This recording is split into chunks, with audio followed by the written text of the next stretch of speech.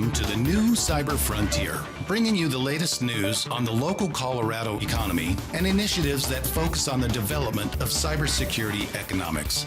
You don't have to be a computer or cybersecurity expert to get plugged in. Your host, Chris Gorog, brings it straightforward, asks the tough questions, and brings the cyber world to a level of understanding for everyone. Chris is personable and opens up with our guests on issues we all would like to see addressed. You can find us on the web at www.newcyberfrontier.com. Now join our host as he introduces the topic for today's New Cyber Frontier. Welcome to today's episode of New Cyber Frontier. On today we have Dave Sonheim from the Department of Homeland Security. So he is a lieutenant colonel in the Army National Guard and the DHS advisor for FEMA Region 8. And we're so happy to have you here in the studio because it's always a pleasure to see people face to face and get all the cues going on. We can have the candid conversations a little bit better than the back and forth online.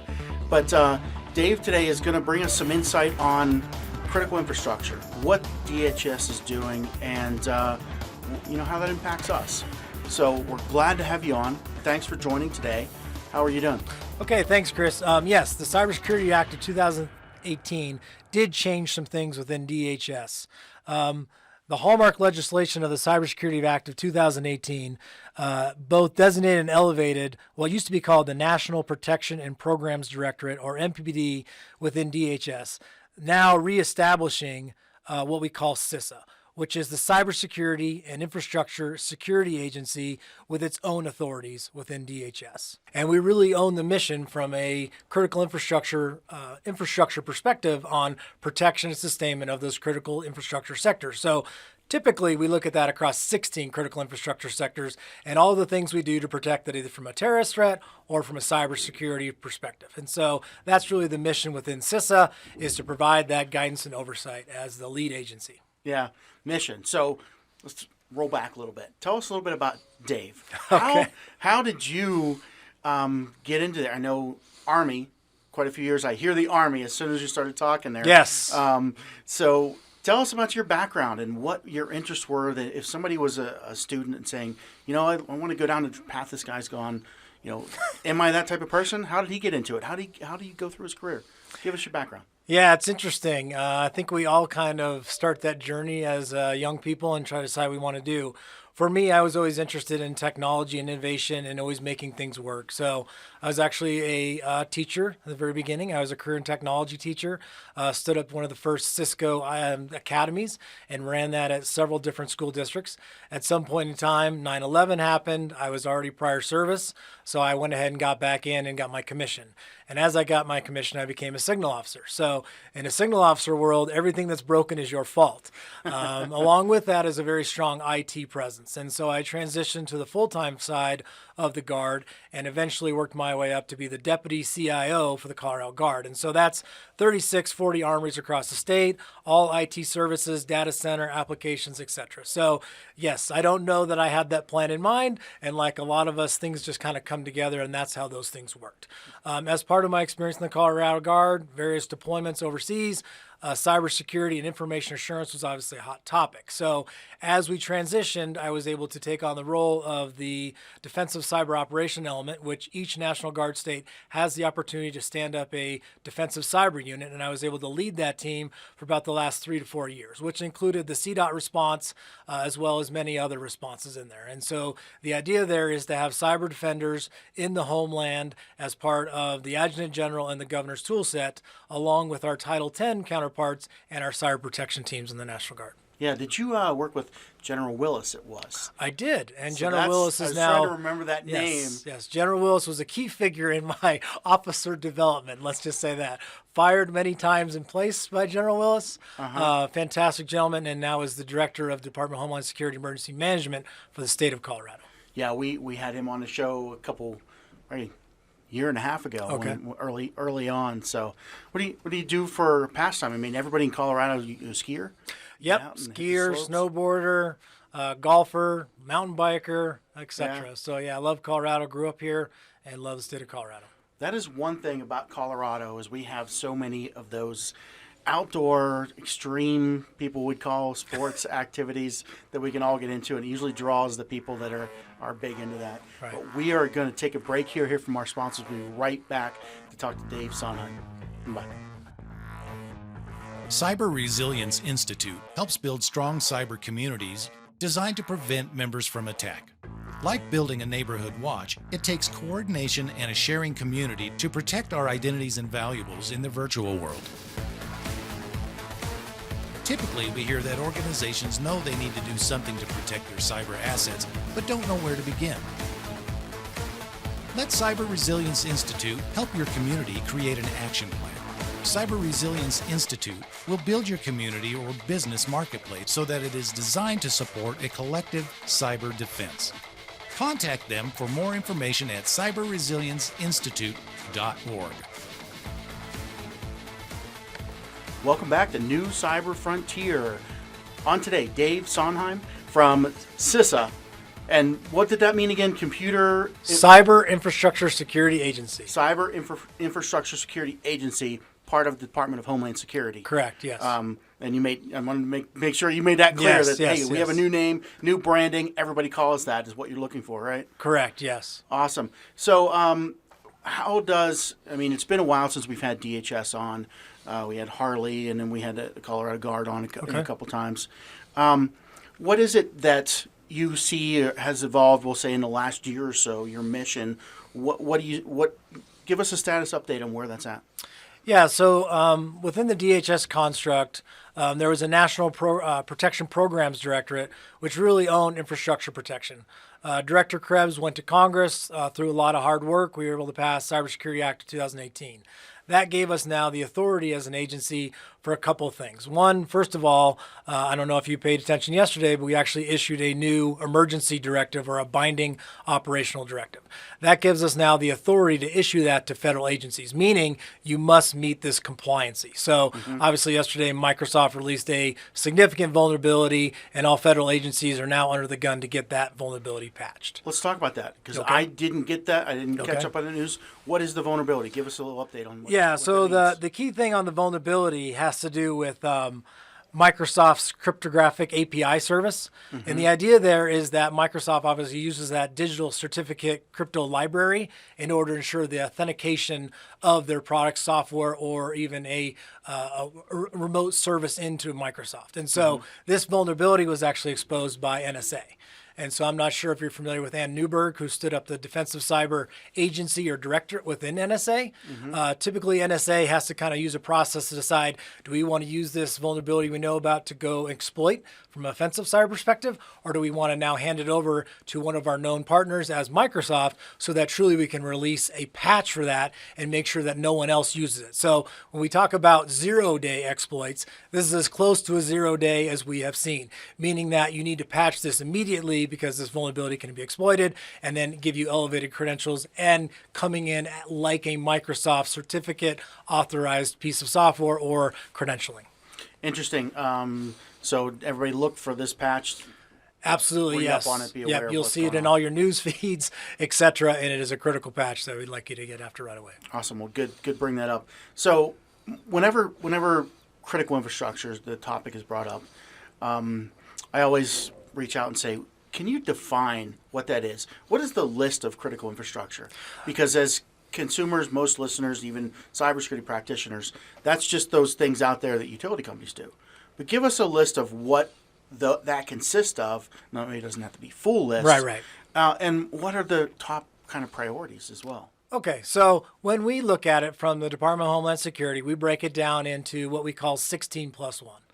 Which isn't interesting, but 16 critical infrastructure sectors. And all of those have sector coordinating councils as well, meaning that they have a relationship with government from a policy perspective. But we're talking about power and energy. We're talking about communications. We're talking about water and wastewater. We're talking about anything that would impact what we call FEMA lifelines. Anything that's going to impact that lifeline community and cause a problem or cause a stoppage in services that we need as community. So that's how we see it. When I talked about the plus one, what I'm referring to is Secretary Nielsen, when she was the Secretary for Homeland Security, she designated elections as an additional critical infrastructure sector. So the idea with that is now putting elections on the same platform as true critical infrastructure, meaning that all the resources, all the programming, everything is going to support election security as well.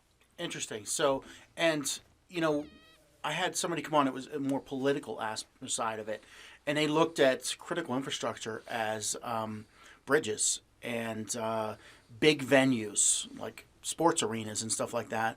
Was more, there was a different list than I would have assessed. Sure. That you just came up with. That was their key list. Right. Are those type of things falling under one of your 16 sectors as well? Yes, absolutely. Our protective security advisors, which are also located within the region, go to those big venues and they look at crowded places and they look at what we can do to enhance security posture, what we can do to do alerting, what we can do to do messaging to try to make those facilities more secure. Specifically from the Department of Homeland Security, we have a vested interest in ensuring because 80% of critical infrastructure is owned by those utilities or private entities out there that are owning and operating, we want to make a connection with them because I can't necessarily or have the regulatory bodies push down that regulatory guidance of meeting the cybersecurity minimum criteria. Mm-hmm. And so from the Department of Homeland Security within CISA, what we are after is build a stakeholder relationship, connect them with resources, and lead them to that body of knowledge so they can start implementing things based on their capacity to do so. That way we build the overall posture from a sustainment and protection perspective across all critical infrastructure. Additionally, because I have a stakeholder relationship, when things start to go bad, I get indicators very quickly, and then I can help move resources or connect them with other resources to help protect it so that we don't impact one of those critical lifelines. Interesting. So how does this differ from, say, a NERC SIP, a set of compliance that they have to adhere to, that they're going to get fined if they don't? What's the urgency on that compared to your mission? Yeah, it's a good connection you make there, and both of us being prior DOD, we are very familiar with compliancy, and compliancy obviously doesn't always equal security. So although an agency is underneath a NERC or SIRP compliancy perspective, those are essential things, no doubt about it, and they must comply or else they will get fined. But what we're talking about is general cyber hygiene, which may not be part of that checklist, right? Because those checklists are not always updated to the current standard. But the idea is to connect them with the best practice guides. CISA recently released our cyber essentials, which is 6 easy to do things. So very similar to your NIST cybersecurity framework, very similar to your CIS top 20 critical controls. What we're trying to do at CISA is make that easily adoptable for those small and medium entities to include utilities, 6 easy steps. Follow this doctrine, follow this methodology, and get some cyber hygiene in place.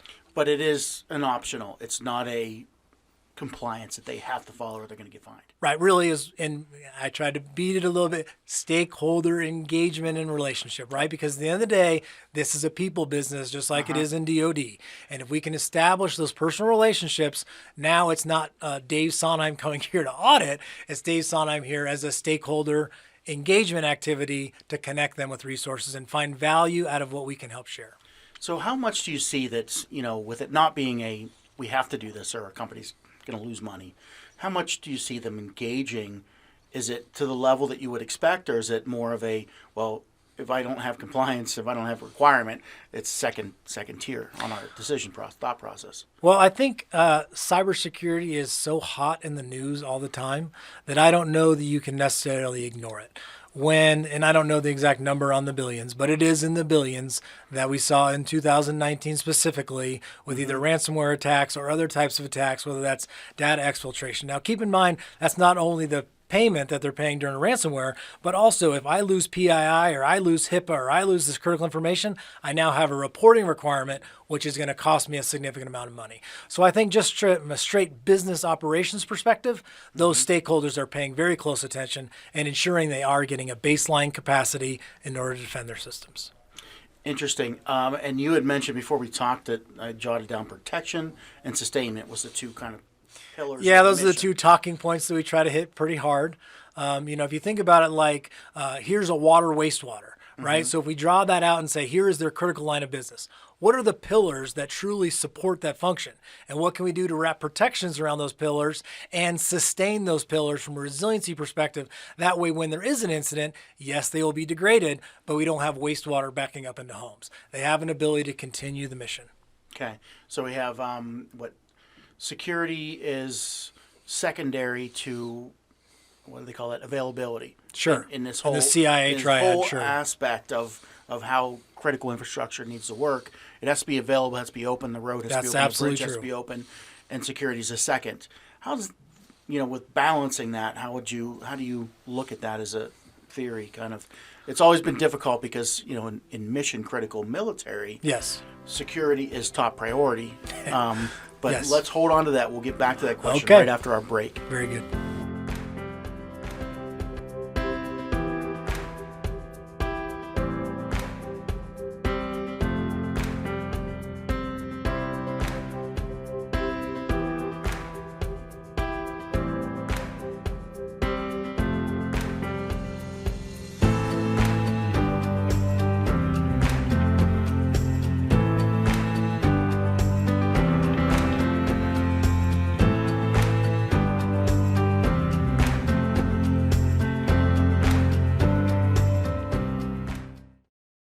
Murray Security Services are your cybersecurity experts with decades of experience providing professional training services for our clients in various industries. We offer professional training and certification in areas of cybersecurity, safety, health, and environmental services at our academy. Our in-person and online training provides a collaborative environment where students can interact directly with instructors through live chats or in private classrooms. Visit MurraySecurityServices.com for more information. Welcome back to New Cyber Frontier. On today with Dave Sonheim from Department of Homeland Security, the CISA branch of it, new branding, cybersecurity. Infrastructure Security Agency, yes. Infrastructure Security Agency. I didn't jot that down. But before the break, we started talking about in critical infrastructure, availability takes precedence over over security, over controls. And adversely, a lot of information security in the military missions, security takes precedence over information. How do you make that balance? What's the approach with from DHS?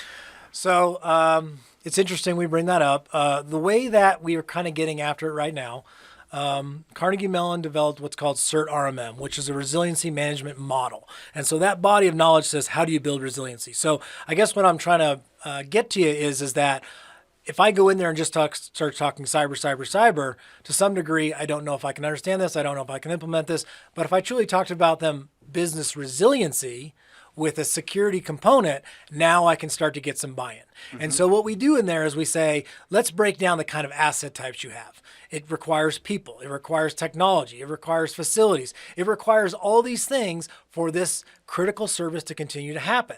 What can we do to put control objectives in each one of those? Because when a failure happens, it's not one thing that caused the failure. It's a lot of little things that built up that ended up causing the overall failure. So through our, what DHS and CISA calls the CRR, the Cyber Resilience Review, is a no-cost assessment that I can come in and do. We cover 10 domains, and in those domains, we really hit what cybersecurity practices are occurring, and we map that back to NIST cybersecurity framework, but at the same time, we connect that to resilience. And we say, start creating control objectives for how these things work to sustain specifically that critical service, and let's get after it. The only way you're going to get sustainment and protection requirements is by establishing that. The model also goes to the next step and says, let's provide a feedback loop. Let's see if those controls we implemented are actually being effective or not. That way that business owner can start to operate. Now, what I'm trying to get the message to you across is that this is all building in the preparedness. It's building capacity and capability so that when an incident does happen, we don't lose services, we go to degraded, and we can continue to survive and perform the mission. And so that's really how we're starting to get after some of those things. Mm-hmm. So the 10 domains, just curious, where would I find a list of those? And that's not the same thing as like CISSP domains? Yeah, so we start with asset management. We go to configuration management, control management, vulnerability management, information management, service continuity, risk management, and cyber resilience. And so across those 10 domains, I'm going to start asking questions. Do you track your assets? Well, of course, everybody's going, well, of course I do. Mm-hmm. Well, yeah, but do you put sustainment and protection control objectives specific to that asset's connection to the critical service. Well, I don't know if I do that. Well, that's what we're trying to get you to understand through this body of knowledge that Carnegie Mellon Science and Engineering developed to say you have to do that if you truly want to be resilient. And so when we talk about, a nuke power plant, or we talk about those kinds of things, those are the types of things they do. Now, do you need to go to that extent? No. But if you want to maintain that critical service, you have to think about things differently in this world of cybersecurity we're in today, where everything can be attacked, everything can be held against you, crown jewels can be extracted, PII and personal information and credentials can then be sold in the dark web. So we're just in a different environment today than we have been in the past. Okay, so if I wanted to do some research on that, how would I find it? Do you have a URL or search this on Google Yes. and you come up with this? Yeah, great point. So, obviously in the past, if you're in the DoD space, et cetera, we always turn to US CERT. And we always turn to ICS CERT as the body of knowledge. Well, CISA.gov is the new rebranded webpage that goes with this. Now, US CERT and ICS CERT is simply underneath that one-stop shop umbrella. And that is including various cybersecurity resources. So currently right now, if you went to CISA.gov, there's a big logo that says Cyber Alerts. You could go there and see the current bulletins. You could see the binding operational directive that was just released. You would see the current alerts that are published. Within those alerts, we're going to connect you to CVEs, the critical vulnerability list that MITRE maintains as part of that. It's also going to give you the CVS score, meaning what is the severity of that vulnerability and how do you remediate it. Obviously, within that document, we're going to map you back into MITRE ATT&CK. And I know you've discussed MITRE ATT&CK in the past. So that's what we like to do is connect people with the tools they're already doing, make our alerts fit right back into what the vendors are already providing, what they're already seeing, so they can clearly identify it and clearly start to mitigate. Yeah, the 10 domains, though, would I get it from the CISA.gov or go to Carnegie Mellon? No, you go straight to CISA.gov and go underneath resources. We call it C-Cubed, which is a program that came out of the information sharing, automated information sharing, and that is a resources for all. And if you simply go to CISA.gov and you type in cybersecurity resources or C-Cubed, you'll immediately be pushed to a resource page. And that resource page will show you all the assessments we have, as well as our technical services team, which could be a phishing campaign, remote penetration testing, which are all no-cost services. And so in there, there'll actually be resource guides for how you implement the Carnegie Mellon CERT RMM body of knowledge. Awesome. So I always like to think from people new to the industry or people just picking up and saying, what's cybersecurity? We think mostly in terms of our apps on our phone, our own data, critical infrastructure, this foggy thing out there that only experts worry about. What does the average person need to know about your mission? Do they need to be involved at all? What would you tell somebody who's not a security expert? They're not a government. They don't know anything about critical infrastructure. What do they need to know about this? I would say in general is just situational awareness overall, right? I mean, I think we're in a different environment than we were even in 5 years ago, meaning that I'm concerned about my banking account. I'm concerned about my apps. I'm concerned about what my Facebook is connecting to. I'm concerned that I even think about buying a truck, and next thing I know, I see 15 ads for trucks within Facebook or within whatever. So I think we're just in a different world. So to answer your original question is, I think it's peripheral knowledge. I think it's don't necessarily listen to necessarily mainstream media. Pay attention when we talk about creating a password manager, when we talk about multi-factor or two-factor authentication. These are things we're doing to control your privacy.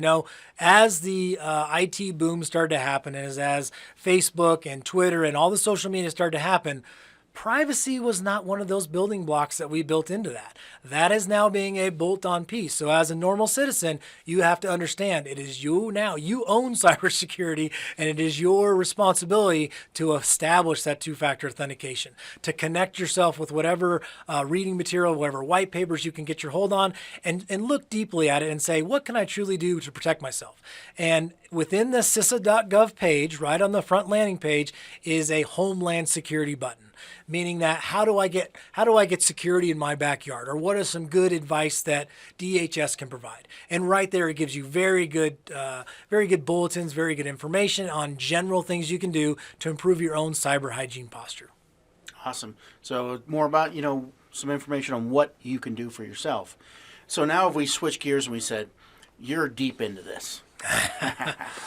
What keeps you up at night? What worries you that maybe the average person doesn't know about, that's just happening, and I want to go into gloom and doom. But what is your primary concern and objectives? And Yeah, I would say I spend a lot of time at state and local government, and I do cover Colorado, South Dakota, North Dakota.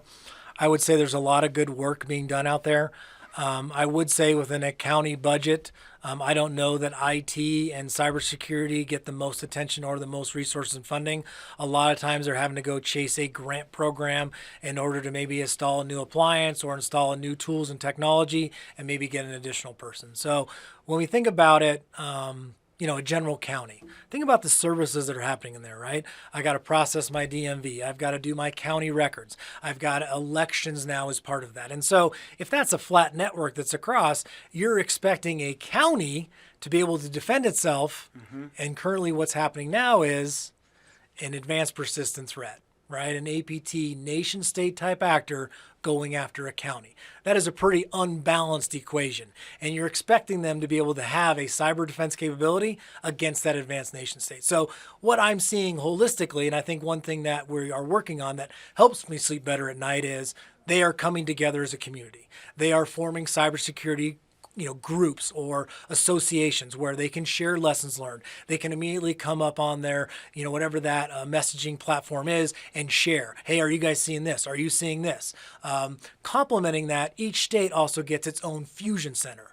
Or in Colorado, we have the Colorado Information Analysis Center.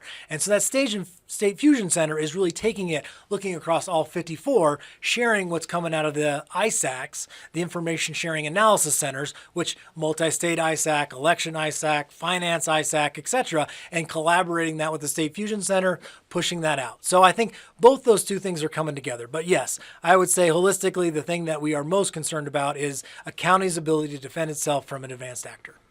yeah, and we had the Colorado Department of Transportation had some big hits.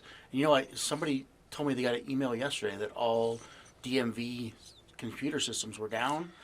Yes. I don't know if It was. I have not heard an indication that was a cyber related. Okay. There's a third party vendor through the Automobile Association that's part of that vetting process, and I believe they just had a disruption in service. I have not heard any reporting that it was cyber related. But yes, to your point, obviously those threats are out there all the time, and so just keep in mind that those advanced actors are using a lot of bots, a lot of scanning tools, and they're going to find any vulnerability, and that could just be a vulnerability of opportunity or it could be a targeted vulnerability. And so the idea is to get the messaging out, communicate as a community, and start to build resiliency. Yeah. So when something like that does happen and it hits the fan, whatever we want to call it, walk me through what you get involved with. What do you do? And maybe even here's something we've done that is that process of recovering from this type of thing. Yeah, it's getting more refined. I can tell you that. People are getting better about it. They're doing a lot of exercising. But specifically to your question, when an agency typically gets hit, they have to understand if this is an event or this is truly an incident. And so they do that, based on their maturity, based on how they have their processes. They start to understand, what is the impact to our critical service? Is this going to take us down? Do we have an ability to swap over to an alternate data center? Do we have ability to keep the mission? Do we have ability to segment this and contain it while we triage it and continue the mission? Or is this truly that critical that we truly have to stop operations and begin the remediation process? So there's several incident response methodologies out there. NIST Cybersecurity Framework gives you a pretty good tool to use to kind of look at that. But the idea is identify, first of all, what's going on. Right? What is my next step in that? What is the extent or what is the scope of this? Do I currently have my own capacity, or do I need to turn to a third party to help me manage this? Okay. What is the risk to my organization, and what can I do to protect my data and my users? And so usually we'll see, depending on the agency, specifically, I've seen within the Colorado Department of Transportation, within OIT, them get very responsive, almost to the point where it's proactive cyber defense. Mm-hmm. They are already picking up alerts on it, they are already mitigating, they're already segmenting it, and they're already moving on with life. Other agencies, when it truly starts to impact them, they immediately then are sending out signals of help, meaning they're going to go to a private industry, or they truly could call and formalize that request through one of the federal partners. Obviously, if it's a crime related, we'd like them to get the FBI or Secret Service involved. Those two agencies are paramount, but those agencies are worried about the threat, and they want the forensic evidence so they can go chase a case. Mm-hmm. CISA's responsibility is the asset protection, right? We want to help them because we care about the assets because it impacts it. And so they will do a request possibly through us for one of our hunt incident response teams. Doesn't have to be on site, can be done remotely, and we can get after that threat and do the hunt forensics in order to help mitigate the solution. So you said something in there that most people might not be aware of, the Secret Service. Okay. Why and what the heck do they do? So the Secret Service owns the Electronic Crimes Task Force, and they are really focused, part of their mission set is focused on electronic cyber crimes. So they have a task force. They publish bulletins on a regular basis. They have a large forensics capability, but they are there to truly see what is that financial crime and what can we do to help prosecute that financial crime. And that is kind of their mission set.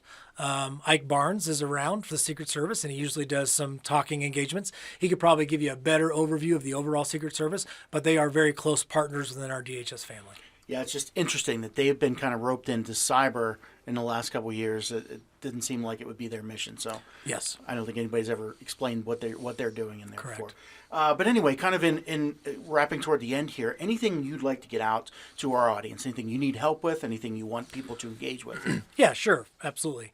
So within CISA, we have several assessments and several service offerings that we offer at no cost, public and private sector. And so those range from the assessments that I talked about, which the cybersecurity advisors that are in all 10 regions come out and do. And that's the CRR, the Cyber Resilience Review, the EDM, the External Dependencies Management, which is really our third-party risk, and then lastly our CIS, which is our Cyber Infrastructure Survey. And that one truly gives owner and operators their own dashboard. Now, additionally, our technical team within CISA also provides some no-cost scanning type services. So that can include cyber hygiene scanning. That can include remote penetration testing. That can include a red team engagement. Also can include a phishing campaign. So all those services are available via CISA.gov, also at ncats_info at hq.dhs.gov.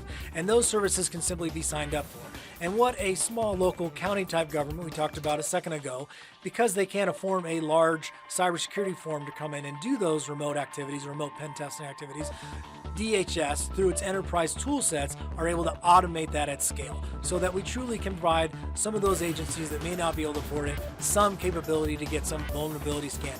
I would rather know from the friendlies that I have problems within my ports and protocols rather than having an attacker get after me. And so that's really why we offer those services. And those are all found at CISA.gov. And those are, when we're talking there, we're not talking to private companies. We're talking to government. No, it is. It is available to small business, small and medium-sized businesses as well. So it is not just dedicated to feds or to state and local government. It is open to the public sector, private sector, specifically small and medium-sized businesses. Okay, well, there you go. You heard it from Dave Sonheim of Cybersecurity and Infrastructure Security Agency. I need to write that down. But thanks for joining today, Dave. Sure, I really appreciate it, Chris. Thanks so much for having me. We hope you have enjoyed this episode of New Cyber Frontier. Remember, please follow and participate as New Cyber Frontier is supporting a grassroots community effort to empower the individual in the digital age. Check it out at privacyforthepeople.org. Also, make sure to join our mailing list so we can keep you informed. If you have an idea, if you have a question you would like to hear answered, or if you just want to get involved in what we're doing, reach out to us at newcyberfrontier.com. We also encourage you to visit our sponsors links because they are the ones that really make this show possible. We look forward to seeing you on the next episode of New Cyber Frontier.